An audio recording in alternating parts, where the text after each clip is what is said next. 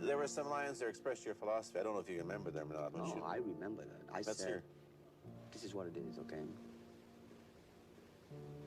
I said, empty your mind.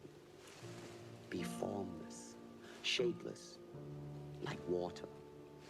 Now, you put water into a cup, it becomes the cup. You put water into a bottle, it becomes the bottle. You put it in a teapot, it becomes the teapot. Now, water can flow, or it can crash. Be water, my friend.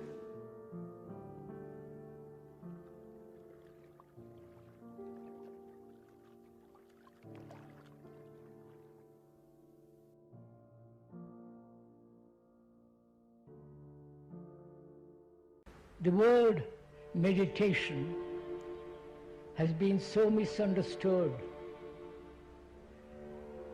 at least I think so, both in the East and in the West.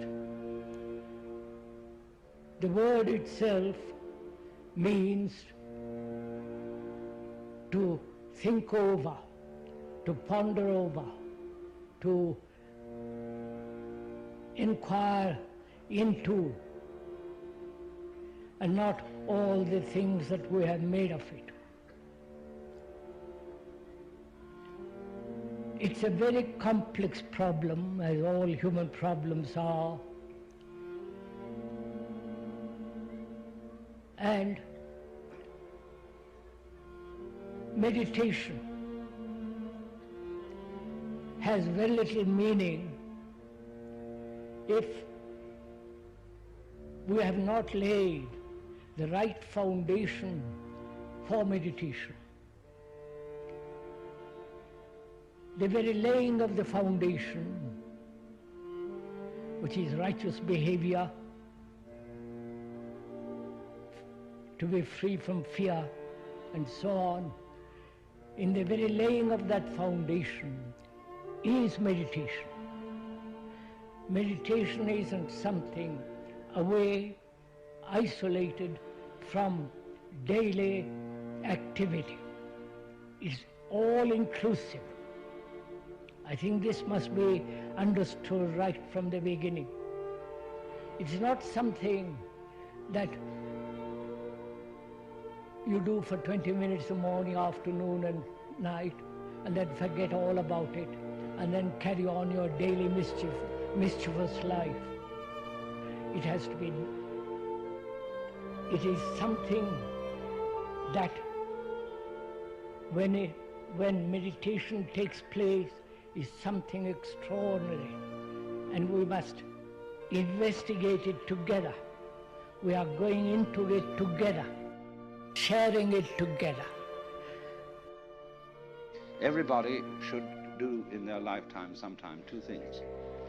One is to consider death, to observe skulls and skeletons, and to wonder what it will be like to go to sleep and never wake up. Never. That is a very gloomy thing for contemplation, but it's like manure. Just as manure fertilizes the plants and so on, so the contemplation of death and the acceptance of death is very highly generative of creative life. You get wonderful things out of that. And the other thing to contemplate is to follow the possibility of the idea that you are totally selfish. That you don't have a good thing to be said for you at all. You are a complete, utter rascal. Now, the Christians have avoided this, because although they say in their Episcopalian form of confession that we have erred and strayed from thy ways like lost sheep, and we have followed too much the devices and desires of our own hearts, too much, you know. We have offended against thy holy laws.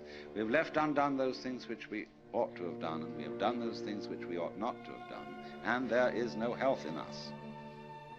But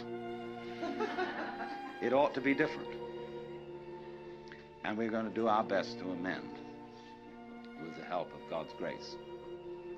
And that is a real con act, because if you equate health with genuine love and perfect unselfishness, then in that sense there is no health in us when we look at ourselves from this point of view. Now, when you go deeply into the nature of selfishness, what do you discover?